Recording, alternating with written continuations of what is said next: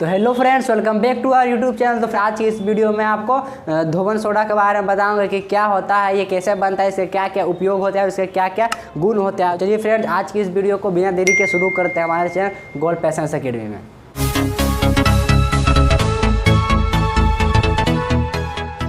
तो आइए फ्रेंड्स, हम समझते हैं कि वॉशिंग सोडा यानी धोने का सोडा या जिसे हम धोवन सोडा भी कहते हैं, उसका निर्माण कैसे होता है यानी उसका मैन्युफैक्चरिंग प्रोसेस क्या है। तो आइए देखिए यहाँ वॉशिंग सोडा। तो देखते हैं वॉशिंग सोडा इसे हम धोवन सोडा या इसे हम धोने का सोडा भी कहते हैं, जिसका फॉर्मूला होता है सोडियम कार्बोनेट डेकाहाइड्रेट में लिखते हैं। तो इसका रासायनिक नाम पूछता है, जिसका रासायनिक नाम होता है सोडियम कार्बोनेट डेकाहाइड्रेट। फ्रेंड्स, यही इसका रासायनिक नाम होता है, ये आप याद कीजिए, क्योंकि एग्जाम में पूछा जाता है कि धोवन सोडा का रासायनिक नाम क्या है। तो धोवन सोडा का रासायनिक नाम सोडियम कार्बोनेट, यहाँ से यहाँ तक हो गया सोडियम कार्बोनेट। इसमें वाटर के देखिए, इसमें जल के 10 अणु है, तो इसका 10 हो जाएगा डेका और वाटर का हो जाएगा हाइड्रेट। तो ये फ्रेंड्स का रासायनिक नाम। अब समझते हैं कि इसका मैन्युफैक्चरिंग प्रोसेस क्या होता है। फ्रेंड मतलब जो मेरा धोवन सोडा है वो उसका निर्माण कैसे किया, उसका उत्पादन कैसे होता है। देखिए तो फ्रेंड्स, मैंने पिछले वीडियो में आपको बेकिंग सोडा के बारे में पूरा बताया, तो उसमें एक चीज़ भी नहीं छोड़ा था फ्रेंड्स। आपको उसके गुण, प्रॉपर्टी, उसके उपयोग, उस रासायनिक गुणधर्म मैंने सभी बता दिया था मैं, और उसके बहुत सारे पॉइंट भी बताए थे फ्रेंड्स। आइए, और मैंने आपको बताया था कि जो मेरा धोवन सोडा है वो बेकिंग सोडा से ही बनता है। तो यहाँ वही बोल रहा है कि जब बेकिंग सोडा का क्या होता है फॉर्मूला। तो बेकिंग सोडा का फॉर्मूला होता है NaCO3। इसका नाम क्या होगा, तो इसका नाम होगा सोडियम हाइड्रोजन कार्बोनेट या सोडियम बाइकार्बोनेट। सोडियम बाइकार्बोनेट इसका कॉमन नेम यानी साधारण नाम हो जाएगा, और सोडियम हाइड्रोजन कार्बोनेट या इसका IUPAC नाम हो जाएगा। तो वही जब बेकिंग सोडा को गर्म किया जाता है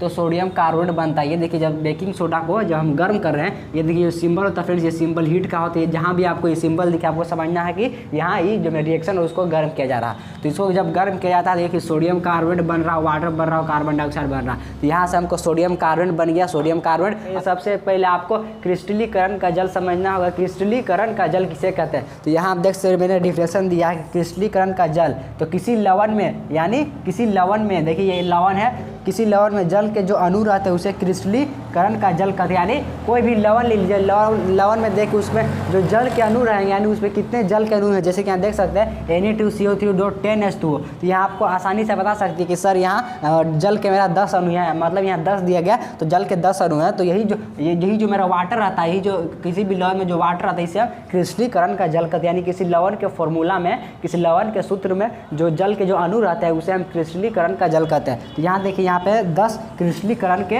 अणु हैं। तो आप यहाँ से बता सकते हैं, मैंने आप समझ चुके होंगे कि क्रिस्टलीकरण का जल किसे कहते हैं। जैसे मैं यहाँ अगर बता दूँ CO4.5H2O, जिसे हम नीला होता है यानी, या इसको ब्लू विट्रोल भी कहते हैं। तो इसमें आप बता सकते हैं कि सर, आप उससे मैं पूछूंगा कि इसमें क्रिस्टलीकरण के कितने जल के अणु हैं, तो आप आसानी बता दीजिएगा सर यहाँ पर क्रिस्टलीकरण के 5 जल के अणु हैं, 5 जल के अणु हैं। फ्रेंड, इसका जो रंग होता है, इसका रंग नीला होता है, ये आपको पता रहना। जैसे आप मैं एग्जांपल पूछूँ, और मैं एग्जाम्पल जैसे फ्रेंड्स अगर मैं ले लूँ, जैसे मैं ले लूँ FeSO4.7H2O, जिसे याद रखना है। इसका जो मैंने बोला, इसे क्या होता है फ्रेंड्स, ये इसको हम नीला थोथा यानी ब्लू विट्रोल कहते हैं। इसको देखिए, इसको हरा थोथा, इसको हरा थोथा कहते हैं फ्रेंड्स। ये आप क्या देखिए, इसको क्या कहते हैं, तो इसको हरा थोथा या ग्रीन विट्रोल कहते हैं। तो मैं अगर आपसे पूछूं कि इसमें क्रिस्टलीकरण के कितने जल के अणु होते हैं, आप आसानी से बताइएगा। इसमें देखिए, जिसमें 7 है और H2O, तो इसमें क्रिस्टलीकरण के 7 जल के अणु हैं। इसी तरह अगर मैं आपसे पूछूं कि ZnSO4.7H2O जो में, जिसे इस याद रखें, इसे हम वाइट विट्रोल यानी इसको हम सफ़ेद थोथा कहते हैं, वाइट विट्रोल। इसमें जल के कितने अणु हैं, तो आप आसानी से बता दीजिएगा कि इसमें भी जल के 7 अणु है, इसमें भी क्रिस्टलीकरण के जल के 7 अणु। आई होप आप क्रिस्टलीकरण के जल के समझ होंगे कि क्रिस्टलीकरण का जल किसे, यानी किसी भी लवण के सूत्र उसमें जो जल के जो अणु रहते हैं उसे हम क्रिस्टलीकरण का जल कहते हैं। तो हमने यहाँ तक समझ लिया है कि सोडियम कार्बोनेट का निर्माण हो गया। तो अब समझ जाए कि धोवन सोडा का निर्माण कैसे होता है। फ्रेंड्स, यहाँ हमने देखा कि यहाँ जब हम बेकिंग सोडा को गर्म किए तो सोडियम कार्बोनेट का निर्माण हुआ। अब यहाँ देखिए, प्राप्त सोडियम कार्बोनेट, यानी जो इसको गर्म करे जो हमको सोडियम कार्बोनेट प्राप्त हुआ, तो इस सोडियम कार्बोनेट को जल के साथ क्रिस्टलीकरण करने पर धोने का सोडा प्राप्त होता है। मतलब ये जो मेरा सोडियम कार्बोनेट प्राप्त हुआ, इसको जल से जब इसका क्रिस्टलीकरण करेंगे और इसको गर्म करेंगे, तो ये देखिए ये मेरा धोवन सोडा का निर्माण हो गया, Na2CO3.10H, यानी जिसको हम कहते हैं सोडियम कार्बन डेकाहाइड्रेट। आप यहाँ स्क्रीनशॉट ले सकते हैं। तो आई होप फ्रेंड्स आपको धोवन सोडा के बारे में समझ में आ गया होगा कि धोवन सोडा का निर्माण कैसे होता है, इसका कैसे बनता है ये, और क्रिस्टलीकरण का जल किसे कहते हैं, इसका रासायनिक नाम क्या है। रासायनिक नाम आपको मैं बोलता हूँ VBI लगा लीजिए, क्योंकि विरंजक चून पढ़ा है, ब्लीचिंग पाउडर और बेकिंग सोडा, ये सब का रासायनिक नाम फ्रेंड्स आपको दिमाग में रखना, क्योंकि एग्जाम में हमेशा पूछे जाने वाला क्वेश्चन 1 नंबर में ये हमेशा पूछा जाता है कि इसका रासायनिक नाम क्या है। अब चलते हैं अगले टॉपिक में, जिसमें मैं बताऊंगा कि धोवन सोडा के क्या क्या उपयोग होते हैं, यानी इसके क्या क्या यूजेस होते हैं। तो आइए फ्रेंड्स बारी बारी से समझते हैं कि धोवन सोडा के क्या क्या उपयोग होते हैं, यानी यूजेस ऑफ वॉशिंग सोडा। तो आइए समझते हैं। देखिए सबसे पहले फ्रेंड्स प्रयोगशाला में एक महत्वपूर्ण अभिकारक के रूप में। तो फ्रेंड्स मैंने ये पॉइंट को आपको बोला था कि ये पॉइंट एक कॉमन पॉइंट है, आप विरंजक चून के लिए लिख सकते हैं, ये आप वाटर, अमोनिया, धोवन सोडा, बेकिंग सोडा या प्लास्टर ऑफ पेरिस, किसी के लिए भी ये पॉइंट आप लगा सकते हैं, ये कॉमन पॉइंट है। अगर ये पॉइंट लिखिएगा आपको कोई भी नहीं गलत कहेगा, क्योंकि यह प्रयोगशाला यानी लेबोरेटरी में एक महत्वपूर्ण अभिकारक के रूप में इसका उपयोग किया जाता है। सेकेंड फ्रेंड जल की अस्थायी कठोरता को हटाने के लिए इसका उपयोग किया जाता है। सबसे पहले आपको जानना हो कि जल फ्रेंड 4 प्रकार के होते हैं। एक होता है भारी वाटर, जिसको हेवी वाटर कहते हैं, जिसका फॉर्मूला होता है D2O। फिर एक होता है फ्रेंड्स सॉफ्ट वाटर, मृदु जल। एक होता है फ्रेंड्स डिस्टिल वाटर, आश्वित जल। और एक होता है फ्रेंड्स कठोर जल को भी 2 भागों में बांटा गया, अस्थायी जल और अस्थायी जल। तो वही बात करा कि जब सोडियम कार्बोनेट को कठोर जल में डालते हैं तो ये जल की कठोरता को दूर करता है। फिर देखिए सोडियम कार्बोनेट का उपयोग कांच, साबुन, पेंट, वस्त्र एवं कागज उद्योग में इसका उपयोग होता है। मतलब जो सोडियम कार्बोनेट उपयोग इन सब फैक्ट्रियों में ये सब प्रोडक्ट बनाने के लिए इसका उपयोग होता है। 4 में इसका उपयोग बोरेक्स, इसका फॉर्मूला ये होता है Na2B4O7.10H2O, सोडियम टेट्राबोरेट डेकाहाइड्रेट, ये फॉर्मूला है। तो फ्रेंड्स बोरेक्स जैसे सोडियम यौगिकों के उत्पादन में इसका उपयोग होता है। फिर 5वां में फ्रेंड्स इसका उपयोग घरों में साफ़ सफाई के लिए होता है। मतलब आप देखते हैं, मतलब क्या है वॉशिंग सोडा का मतलब क्या है, धोने का सोडा, धोने कपड़ा उपड़ा धोने के लिए यूज करते हैं, वही है धोवन सोडा। तो वही इसका उपयोग घरों में साफ़ सफाई के लिए होता है, धुलाई व सफाई में वही बात है। फिर अपमार्जक डिटर्जेंट के रूप में, मतलब इसका जो उपयोग है, इसका उपयोग हम सर्फ के रूप में यानी कपड़ा धोने के लिए इसका उपयोग हम करते हैं। तो आई होप फ्रेंड्स आपको ये वॉशिंग सोडा कितना उपयोग, मैंने यहाँ पर 7 उपयोग बताया है, 7 उपयोग आपको समझ में आ गया होगा। अब चलते इसके अगले टॉपिक में, जिसमें मैं बताऊँगा कि वॉशिंग सोडा के क्या क्या रासायनिक गुण होते हैं, जैसे इसके क्या क्या केमिकल प्रॉपर्टीज होते हैं। तो चलिए अगले टॉपिक में।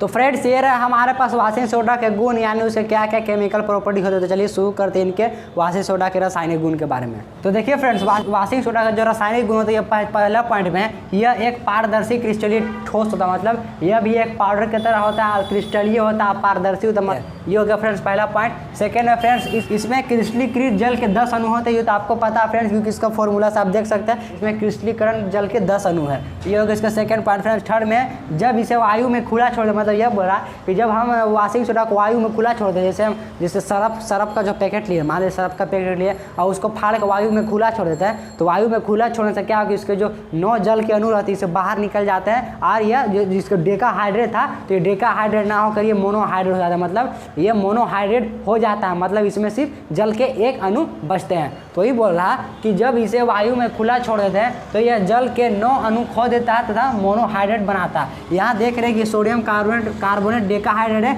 यहाँ जल के 10 अणु है, और जब इसको हवा में खुला छोड़ दिए तो सोडियम कार्बोनेट तो बनाए, लेकिन जल के एक अणु है, 9 जल के अणु बाहर निकल गया, इसको पढ़ेंगे सोडियम कार्बोनेट मोनोहाइड्रेट।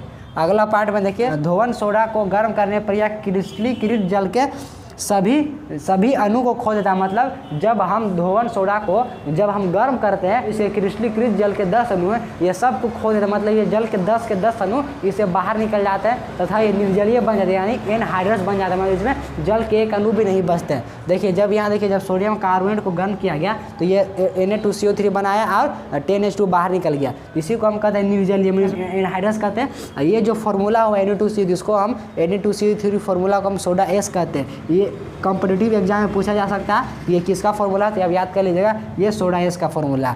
अब देखिए फिफ्थ पॉइंट देखिए, यह HCl हाइड्रोक्लोरिक एसिड या सल्फ्यूरिक एसिड, मैंने आपको बताया कि सल्फ्यूरिक एसिड को हम क्या कहते हैं, तो सल्फ्यूरिक एसिड को हम वाइल ऑफ यूट्रोल भी कहते हैं, या अम्लों का इसको राजा भी कहते हैं। तो यह H2SO4 के साथ क्रिया करके कार्बन डाइऑक्साइड गैस मुक्त करता है। यहाँ पर रिएक्शन देख सकते हैं, जब सोडियम कार्बोनेट रिएक्ट कर रहा है हाइड्रोक्लोरिक एसिड है तो बना रहा सोडियम क्लोराइड, जिसे हम साधारण नमक कहते हैं, और अब बना रहा जल, और बना कार्बन डाइऑक्साइड। यहाँ देख रहे हैं जैसा कि बोलिए कार्बन डाइऑक्साइड मुक्त कर रहा, तो कार्बन डाइऑक्साइड यहाँ मुक्त हो रहा। जब सोडियम कार्बोनेट की अभिक्रिया सल्फ्यूरिक एसिड के साथ करवाएंगे तो यहाँ भी सोडियम सल्फेट बनेगा और वाटर बनेगा, और यहाँ भी कार्बन डाइऑक्साइड मुक्त हो जाएगा। तो आई होप फ्रेंड्स ये आपको 5 पॉइंट समझ में आया होगा। अभी इसका पॉइंट है वो मैं आपको बताता हूँ, तो आइए इसके बारे में भी हम विस्तार से चर्चा करते हैं। तो 6 में बोल रहा फ्रेंड्स कि धोवन सोडा जल में विलय होता होकर, मतलब जब हम धोवन सोडा को जल में घुलाते हैं तो यह विलय होकर क्षारीय विलयन बनाता है। मतलब जब इसे घुलाते हैं तो ये क्षारीय विलयन बनाता है जो लाल लिटमस पत्र को नीले में बदल देता है। तो मैंने आपको बताया था कि क्षार की प्रकृति यह होती है। क्षार हमको पहचानना है कि वह क्षार की प्रकृति क्या है। तो मैंने आपको बताया था कि क्षार जो होता है लाल लिटमस पत्र को नीला कर देता है। तो ही बोल रहा है। तो मेरा कहने का जो मतलब यही है कि जो मेरा धोवन सोडा है वो उसका जो प्रकृति है वो क्षार होता है। मतलब वह एसिड नहीं है, वह उसकी जो अम्ल नहीं है, इसकी प्रकृति क्षार होती है। हमको किस बात से पता चला कि क्षार ही होता है, मतलब क्योंकि यह लाल लिटमस पत्र को नीला कर दे रहा है। तो यह जो मेरा धोवन सोडा है जो इसकी प्रकृति होती है क्षार प्रकृति की होती है। तो यह लाल लिटमस पत्र को नीले में बदल देता है, अर्थात Na2CO3.10H2 की प्रकृति क्षारीय है। अगला पॉइंट देखिए 7 पॉइंट, जब CO2 गैस सोडियम कार्बोनेट के जलीय विलयन में प्रवाहित होती है तो यह सोडियम हाइड्रोजन कार्बोनेट, जिसे हम बेकिंग सोडा कहते हैं, का अवक्षेप बनाता है। यहाँ आप देख सकते हैं जैसे कार्बन डाइऑक्साइड प्रवाहित कर रहे हैं। जब सोडियम कार्बोनेट के जलीय विलयन से कार्बन डाइऑक्साइड प्रवाहित कर रहे हैं तो यहाँ इसका अवक्षेप बना दे रहा है। अगला पॉइंट देखिए 9 में Na2CO3 का जो pH मान होता है फ्रेंड्स वो 11.6 होता है। मैंने आपको बताया था क्योंकि कोई भी अगर pH का वैल्यू 7 है तो वो उदासीन होता है, यानी न्यूट्रलाइज होता है। अगर pH का वैल्यू pH 7 से कम है तो यह कोई भी अम्लीय होता है। अगर pH का वैल्यू अगर ग्रेटर देन 7 है तो वह बेस होता है, यानी वह क्षार प्रकृति का होता है। आसिक सोडा, धोवन सोडा का मैंने आपको रासायनिक गुण बताया। तो आई होप ये वीडियो आपको समझ में आया होगा।